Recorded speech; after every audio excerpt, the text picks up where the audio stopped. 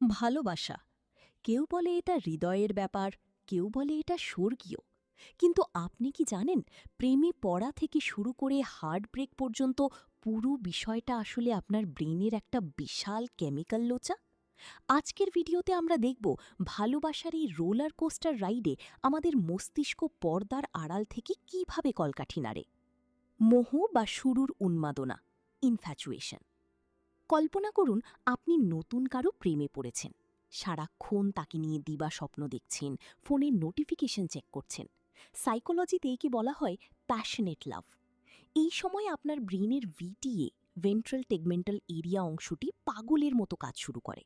এটা হলো আমাদের ব্রেনের রিওয়ার্ড সেন্টার। আপনি যখন পছন্দের খাবার খান বা কোনো নেশা করেন, ব্রেন ঠিক যেভাবে রিয়্যাক্ট করে, প্রেম করলেও ঠিক তাই হয়। এখান থেকে বের হয় ডোপামিন, যাকে আমরা বলি ফিল গুড হরমোন। এ কারণেই প্রিয় মানুষের সাথে কথা বললে আমাদেরই তো নেশা নেশা লাগে। আর হ্যাঁ, ওই যে বলে না প্রেমী অন্ধ, ওটা কিন্তু সত্যি। এই সময় আমাদের ব্রেনের বিচার বুদ্ধি করার অংশ, প্রিফ্রন্টাল কর্টেক্স, একটু ঝিমিয়ে পড়ে। তাই সঙ্গীর কোনো দোষ আমাদের চোখে পড়ে না। আমরা তখন চোখে গোলাপি চশমা পরে থাকি।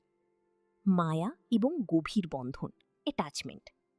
কয়েক মাস যাওয়ার পর যখন সেই শুরুর উত্তেজনা কিছুটা কমে আসে, তখন শুরু হয় দীর্ঘস্থায়ী ভালোবাসার ধাপ, যাকে আমরা মায়া বা গভীর টান বলি। এখানে হিরো হিসেবে এন্ট্রি নেয় দুটি হরমোন, অক্সিটোসিন এবং ভ্যাসোপ্রেসিন। এদের বলা হয় বন্ডিং হরমোন। এই কেমিক্যালগুলো আমাদের মনে বিশ্বাস এবং নিরাপত্তার জন্ম দেয়। অক্সিটোসিন আমাদের স্ট্রেস বা মানসিক চাপ কমিয়ে দেয়।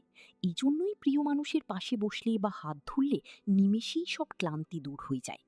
এই পর্যায়ে এসে আমাদের গোলাপি চশমার ঘোর কাটে এবং আমরা সঙ্গীকে তার দোষ গুণ সহ গ্রহণ করতে শিখি।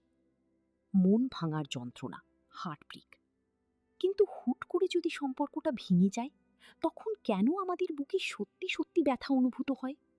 গবেষণা বলছে ব্রেকআপের পর ব্রেনের ইনসুলার কর্টেক্স সক্রিয় হয়। মজার ব্যাপার হলো, আপনি পায়ে প্রচণ্ড চোট পেলে ব্রেনের যে অংশটি ব্যথার সিগন্যাল দেয়, মন ভাঙলেও ঠিক একই অংশটি কাজ করে। তাই হার্টব্রেক শুধু আবেগীয় বিষয় নয়, এটা রীতিমতো শারীরিক ব্যথার মতো।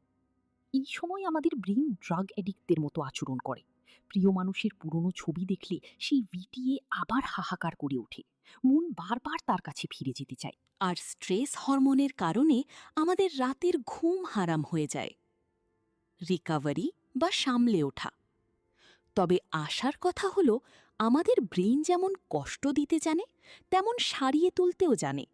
ব্যায়াম করা, বন্ধুদের সাথে আড্ডা দেওয়া বা নিজের প্রিয় কোনো গান শোনার মাধ্যমে আপনি আবারও শরীরে ডোপামিন তৈরি করতে পারেন। মনে রাখবেন, সময় সব ক্ষত সারিয়ে দেয়। ধীরে ধীরে আপনার ব্রেইনের বিচার বুদ্ধি করার অংশটি আবার নিয়ন্ত্রণে চলে আসে এবং আপনি এই ধাক্কা কাটিয়ে উঠতে পারেন। আপনার কি মনে হয়, ভালোবাসা কি আসলেই ব্রেইনের খেলা নাকি হৃদয়ের টান? আপনার মতামত কমেন্টে জানান। আর ভিডিওটি ভালো লাগলে সাইকি সিঙ্ক চ্যানেলটি সাবস্ক্রাইব করতে ভুলবেন না। দেখা হবে পরের ভিডিওতে। ধন্যবাদ।